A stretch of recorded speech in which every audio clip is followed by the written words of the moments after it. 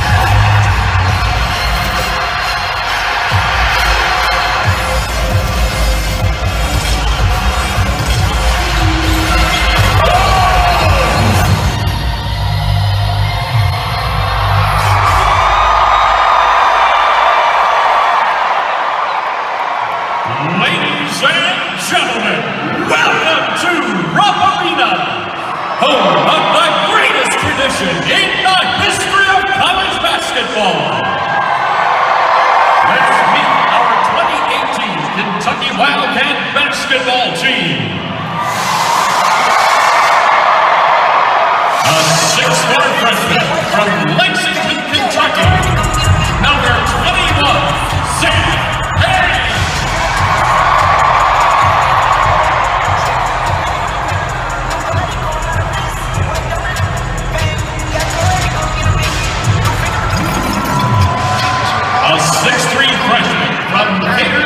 Georgia, number 2, Ashton Hayes.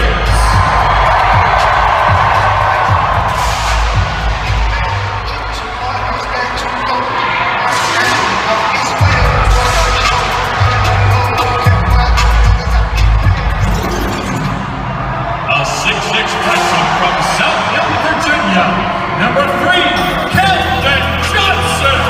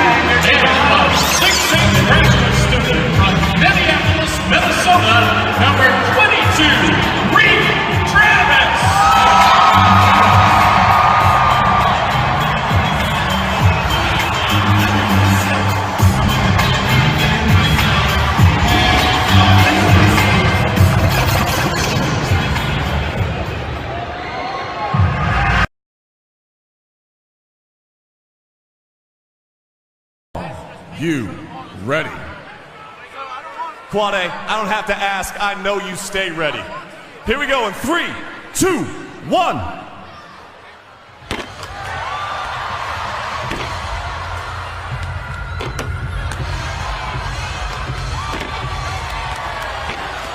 Money ball, no!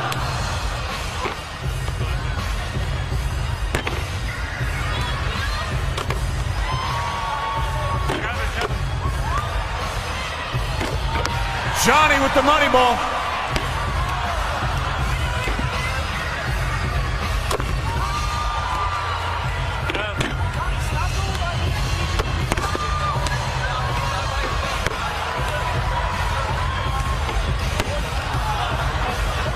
It is all even.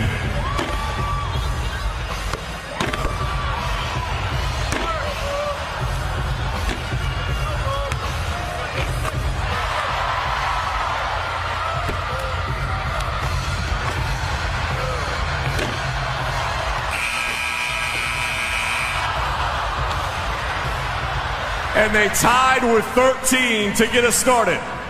Up next, Lexington this year, number 14, Tyler Hero. PJ, you ready? Tyler, you good? Here we go in 3, 2, 1.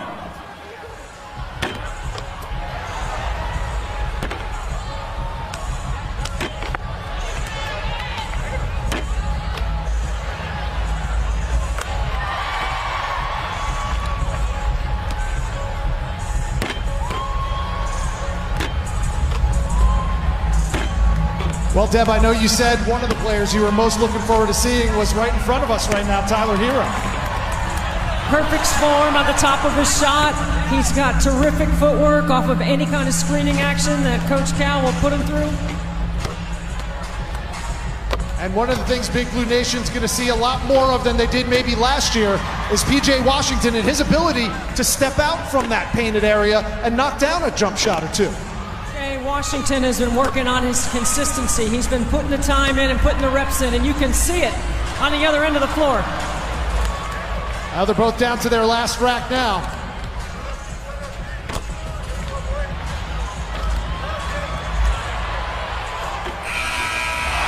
And Hero knocks it down as the buzzer sounds. Get used to that, Big Blue Nation. Tyler Hero, post 20, Montgomery.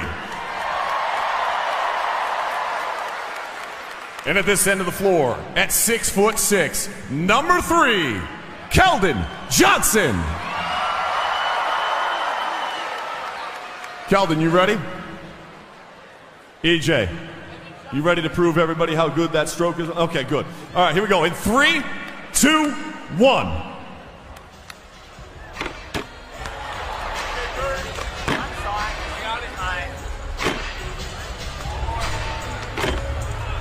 And Deb, we just talked about how P.J. Washington can shoot it from the outside as a big man. That might be the best part of E.J. Montgomery's game, is his finesse game and his ability to step away from the rim. He's got the pick and pop game. He also has the ability to knock down trail triples in their transition game. And you know, if you listen to Coach Cal, he's always talking about flying up the floor. EJ's a guy who can run ahead of the basketball, but he also can score in transition. Keldon Johnson, what can't this young man do? Coming from Oak Hill Academy in Virginia, such a long line of terrific players that went on to college careers and NBA careers from there, and Keldon Johnson is the latest in that lineage.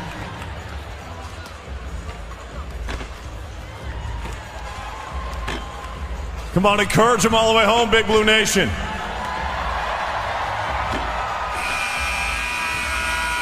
EJ, you know there's 5 racks, not 4, 5. Here we go in 3, 2, 1.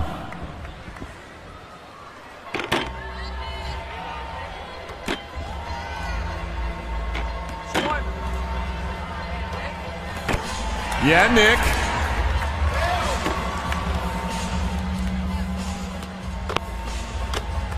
We see you, Nick. We know you've been training with the guards. Yeah, but you should be watching Jamal Baker right now. That's like 6 in a row. Make it 7, no. Well, the word is thrown around a lot, but with Jamal Baker, they say elite when it comes to long distance shooting, and we've seen it already.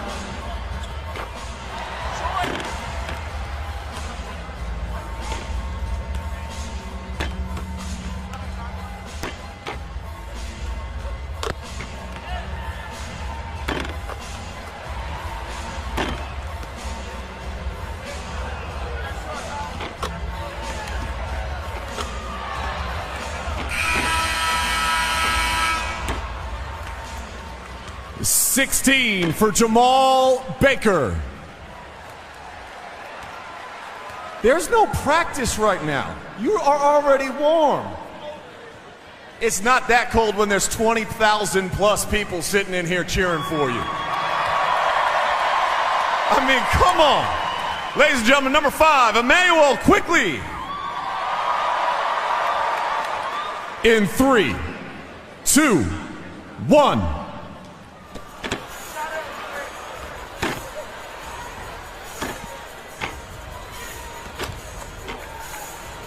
One thing we've heard about Emmanuel quickly is he is a perfectionist, and he's got a pretty pure stroke, Deb. I'm looking at Reed and thinking, man, he made 18 triples last year at Stanford. How many is he going to make this year for the Cats? He hit the last 3, including the money ball.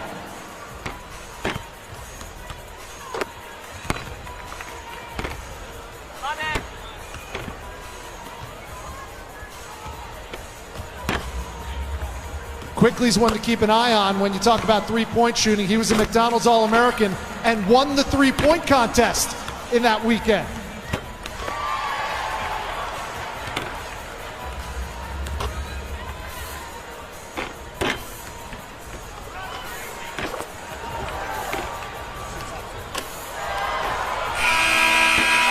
Quickly nailed it!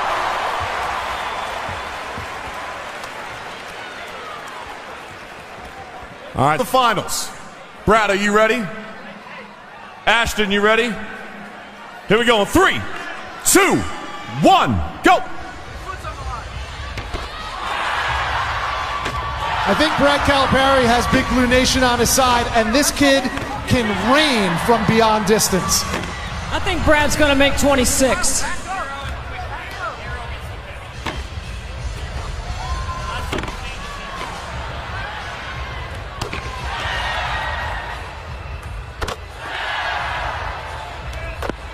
Ashton Hagen's not too shabby. He shot 53% from the field in that 4-game exhibition in the Bahamas.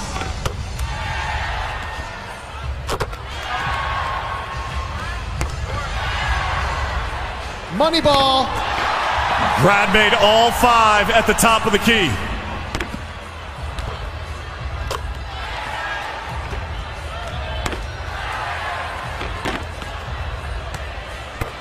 Another money ball.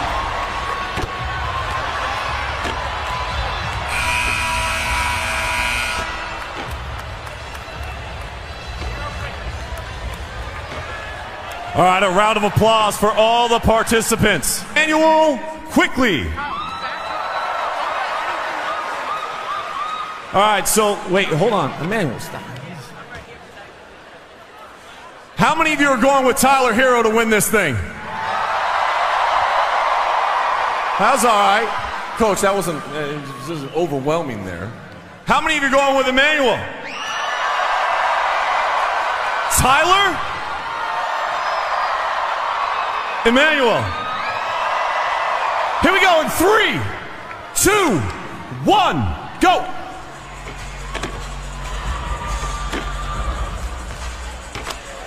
Deb, the future is now for Kentucky Wildcats basketball. 2 freshmen in the finals of the first ever 3-point contest at Big Blue Madness.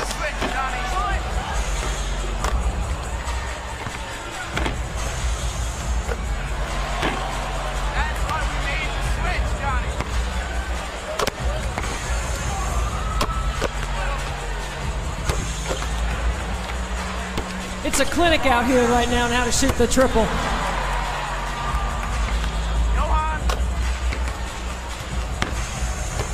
Hero led this Kentucky team in scoring in the Bahamas. You're getting a taste of why. but quickly is quickly becoming the leader.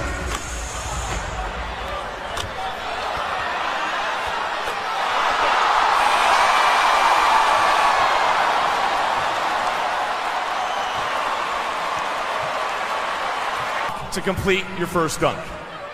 The clock begins now.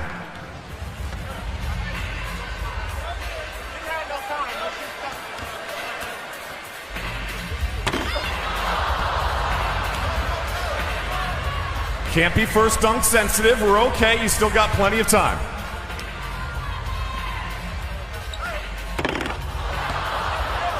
You got 10 seconds, Tyler. You need to put one down.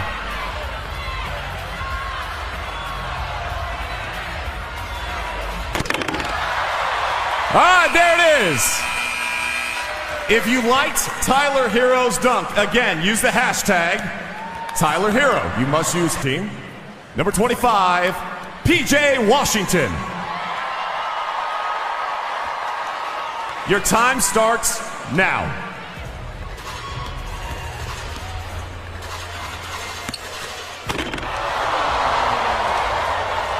He didn't need 30 seconds. Oh! And the blocks. My man mean mugged. Hashtag PJ Washington. Grab your phone if you want to vote for PJ Washington. Quade, not your turn just yet. We're going to hold off. Interesting. 30 seconds begins now.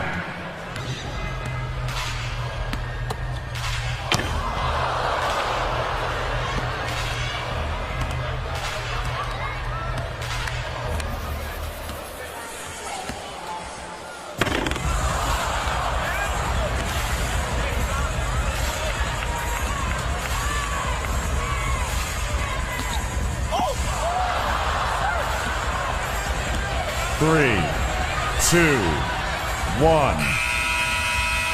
Oh! We got to count. Does it count? Does it count? Count that. That was sick. Debbie, It's not better than mine. how come you're not in the competition, Quade? Come on, Quade.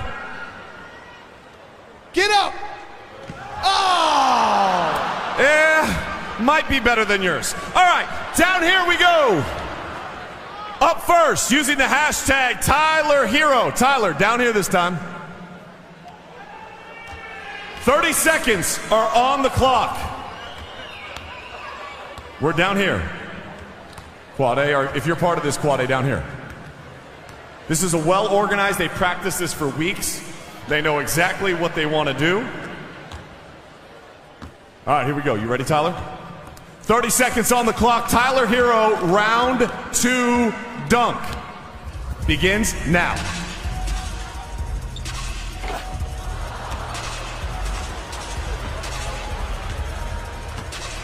.35.5-inch vertical. Come on, Tyler. We've got 14 seconds.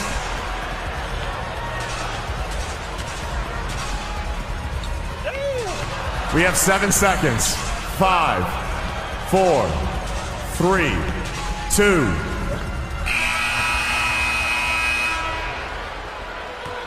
Quade, I take back what I said. You know, we kind of on the clock.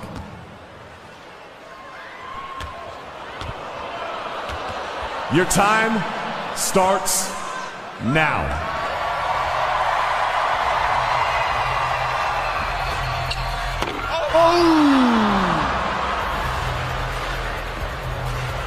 Quade was going to be a part of this one way or the other. He got it! Oh, yeah. I'm hashtagging. I'm I got the hashtagging. hashtag. The clock starts in 5, 4, 3. You talk to management.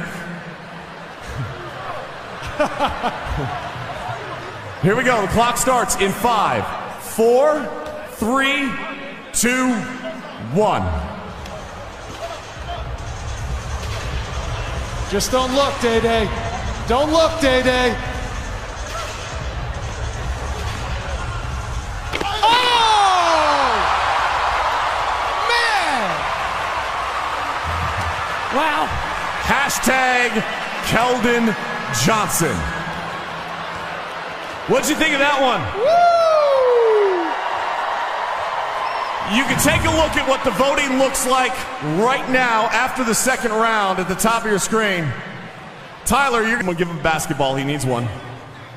All right, here he goes. 30 seconds on the clock. Tyler, go after it. Uh-oh. Wardrobe change. I heard a rumor. The clock is running. The clock is still running. Oh, he busts it out.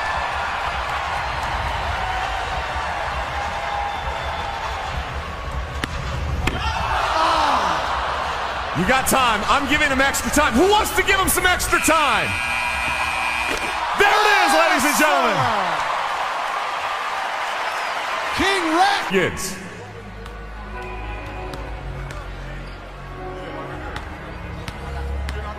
Let's go. Come on, Big BN. Let's go. I want to hear it.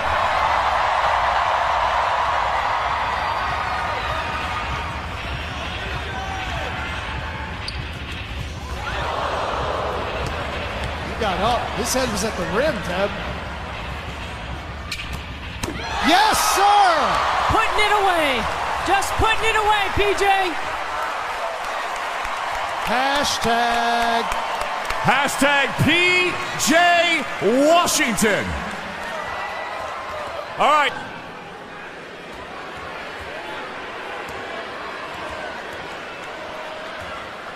Clock starts now, Keldon.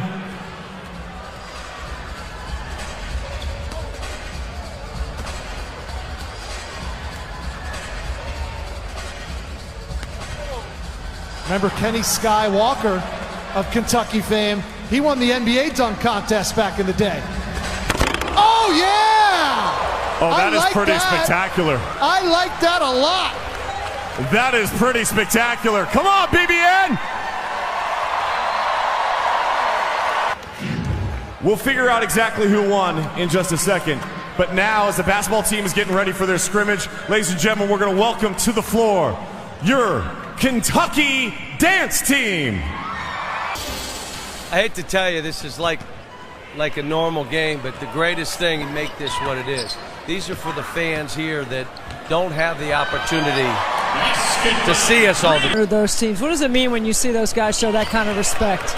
No, I love it, and having them here and having them be able to see and feel the history of this program is pretty big. This is like an all-star game. There won't be any What can fans expect from this team? What are some of the things that have stood out to you in the early practices, especially since you got a late start? We'll fight and battle on the court and a pretty good off the court because if you're that physical and you're that tough and strong, what you end up doing by the end of the year, you can sustain this stuff. depth. Well, you have to have Nick blocking shots, and then the pressure perimeter you can guard, and you got some physical strength to rebound. One of those physical strengths. Well, the first thing is I told him, you averaged 20 last year and 10. Are you going to be okay averaging 13? Really show his athleticism. He's lost 17 pounds. He's going to be a 4. We're not playing him as a 3. I mean, that's not fair to him, but it's with his progress, I'm happy for him.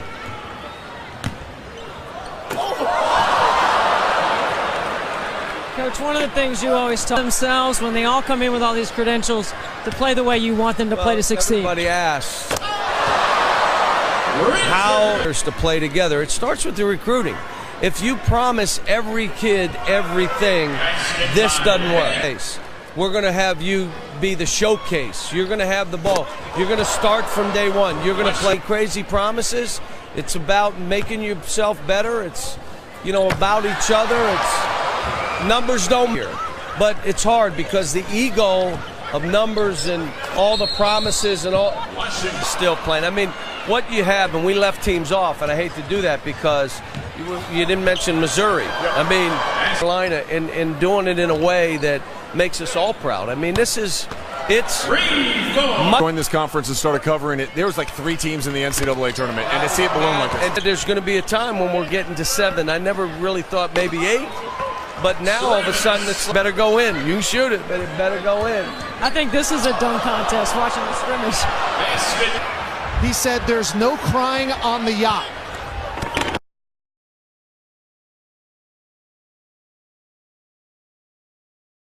Who is Cal's favorite on this team? Gotta be. Oh no, it might be Reed. Okay, why Reed? It might be Reed because he's new and he's aggressive and he goes at you every minute, so he's strong. So They're closer in age too. Yeah, they're closer in age. Yeah.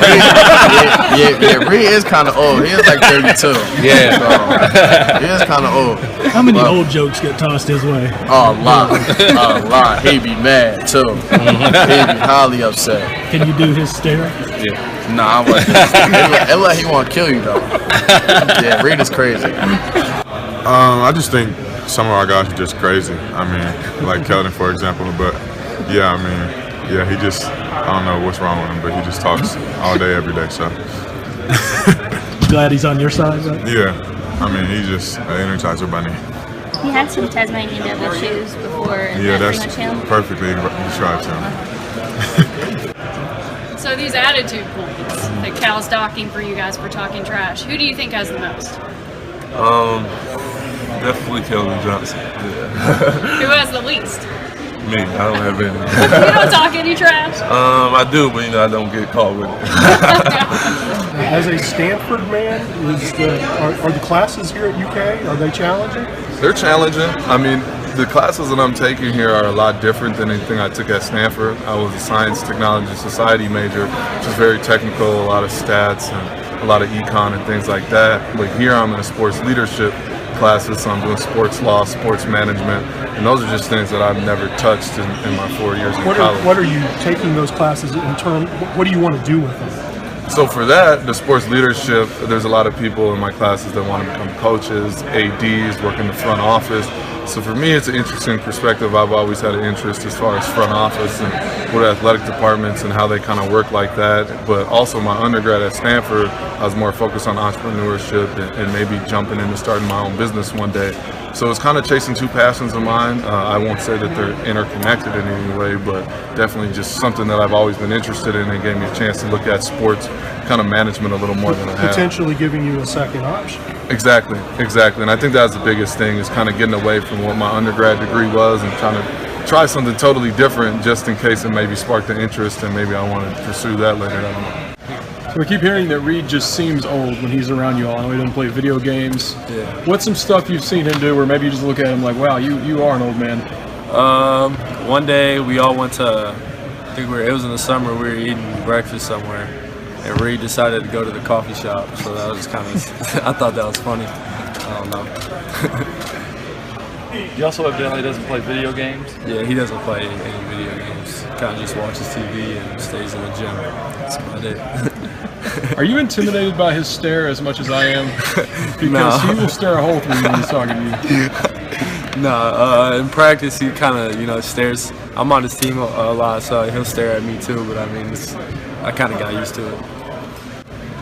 What does he bring intelligence-wise, being a Stanford grad? I mean, he's not just some other basketball player. How intelligent is he on and off the court? On the court, his basketball IQ is really ridiculous. He basically does whatever he basically sees whatever he wants on the court. He knows what's going to happen before it even happens. Off the court, you went to Stanford. Come on, that itself just speaks for itself. I think sometimes we get a little too competitive. We talk a lot of trash. He don't want it to get out of hand, I'd say. So, I mean, that's what he means by attitude points, because we get very competitive in practice. Who has the biggest trash talker on the team? Me. You? Yeah, I do. Yeah. I talk a lot of trash. You always done that on the court or part of your game? Talk trash to everybody on the court. Who gives it back the best? Tyler's getting better. It's Tyler Ashton. They talk a little bit of trash. But, it just all depends. How does that improve your game, or do you try to use that to get into the heads of those that you're guarding? I would say, like, just having somebody trash talk and being that competitive, it always makes you better. It makes you dig deep because, of course, like, they don't want to get embarrassed and you don't want to get embarrassed in practice. So it makes you dig deep when you're talking trash to each other and getting after each other. It just makes you better altogether. What's the meanest thing you've ever said to somebody? No comment. What's like an edited version of it? Or a summary? I'll probably tell them you can't guard me or something like that, you know. That's not that mean. Yeah, I mean, it'd be different, but like, that's just like, you know, the clean cut. Are you the kind of trash talker that might do like pregame research on a player so you know something about them and nah, I'm not that. I'm not strike that personally at them? Nah, okay. None of that. Just get out on the court and whatever comes to my mind, you know. Back in the day, it was always mamas were always at the top of the list. Is that off limits now? Nah, I never talk about nobody mama. That's personal. That's very personal.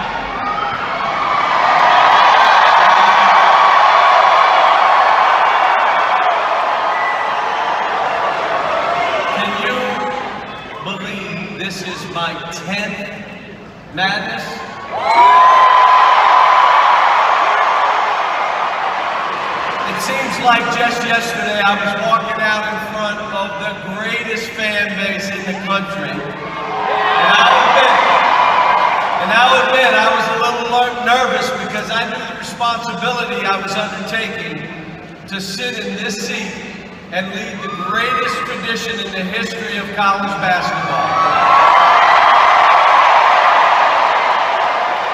This stage and this court is the greatest of them all. You think about the coaches who have been in this seat: Coach Rupp, Coach Hall, Coach Tubby Smith, Coach Rick Pitino, and you think about all the players. You think about all the players who have put on this uniform. And I'll name a few: Dan Issel, Kenny Walker, Jack Gibbons, Jamal Mashburn, Clyde Nabb, Kyle Mason. How about Pat Riley? And on, and it's some heavy stuff. I just knew that in 2009, just as I know now, this is the greatest job in the country. Now, let me say this. It may feel like yesterday, but you take one look at me,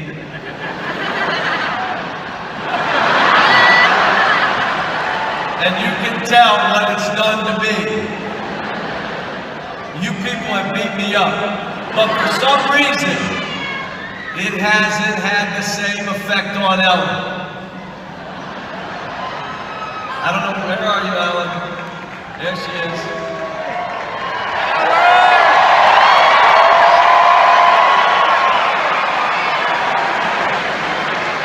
In recent days, I've been told a lot of stories about entering the 10th year of this job? How much longer will he go? How much does he have left in the tank?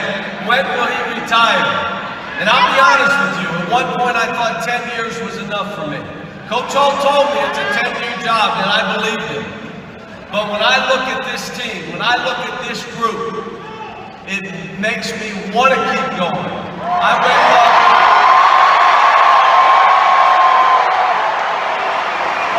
wake up every day excited about coaching my team.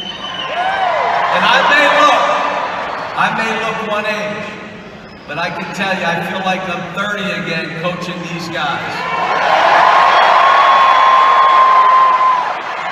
Having the opportunity to coach Brad and see him grow as a player and as a man is something I'll never forget. And I have to say, I love every one of these guys, but I do love him a little bit more. I'm excited about this team because every one of these guys has goals and aspirations beyond Kentucky. They're driven and wired to earn their opportunity. They all have a burning desire to win and be the best team in the country. They've accepted the challenge of playing here, and they've accepted the challenge of playing against each other. At Kentucky, you take what you want. I've had special teams here. Some of the best teams to ever play this great game. One has won a national title. 4 have been in the Final Four. But they've all grown and developed over a small period of time. And they've all been special to me. Each team and each player has sacrificed and worried less about numbers and more about efficiency. They all sacrificed and they all gained. It took other teams that I've coached a while to establish that culture. I'm proud to say this team has it today.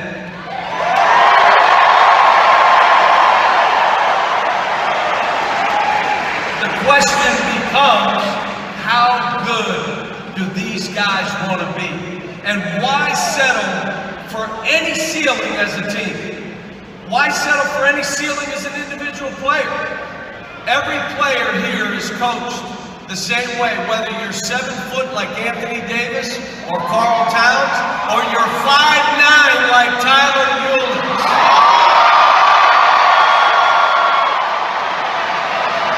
We had players average less than 10 points and go in the lottery. We've had the #1 player in the draft average 21 minutes per game. We've had a player, and I'll mention his name, Devin Booker.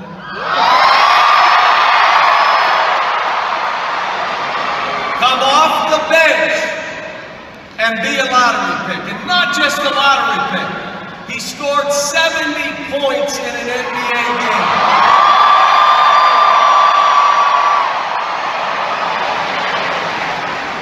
And then he tweeted, "Coach, would you have started me on senior night?" Think about what those guys sacrificed for the team, yet gained for themselves. You learn how to be a great teammate, and you learn what it means to be a servant leader here.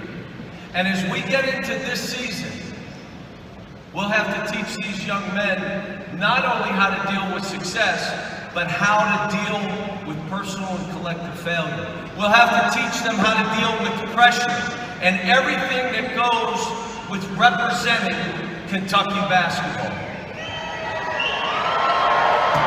These guys want to be coached. That's why they came here. My job will be to keep them focused on progress and to stay in the moment so we can have fun as we go through the grind of this season. I respect these players, and I tell them that. I respect each individual on this team. One, they chose Kentucky, which is the hardest place to play basketball. No program has more scrutiny, and no program has a bigger following. There is no hiding here. Number 2, they are held accountable. They are responsible for their own performance. They're going to be challenged by the coaching staff and each other daily. 3, for this to work, you have to be about your teammates more than yourself. And it takes a special player to take on this challenge, and each one of these players has.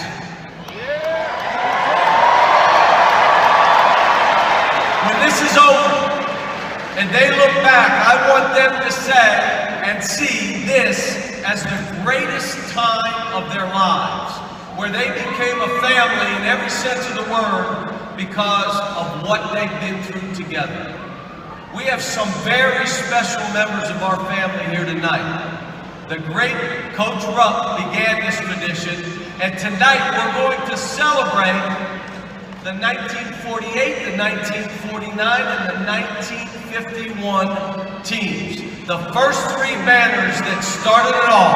Come on out, guys.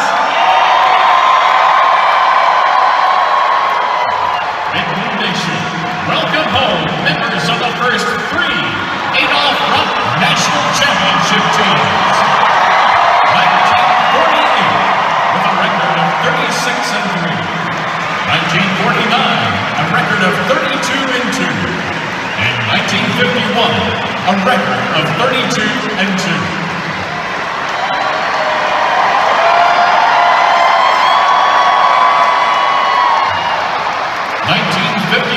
National champion, Billy Evans. 1951 national champion, Gene Neff. 1951 national champion, Dwight Speedy Price. 1951 national champion, Cliff Hagan. 1951 national champion, Guy Strong. 1949 national champion, Joe B. Hall. 1948 and 1949 national champion, manager Humsey Yessen. 1948, 49, and 51 national champion, Walter Hirsch. And our oldest living champion, 1948 and 1949 national champion, Dale Barnstable.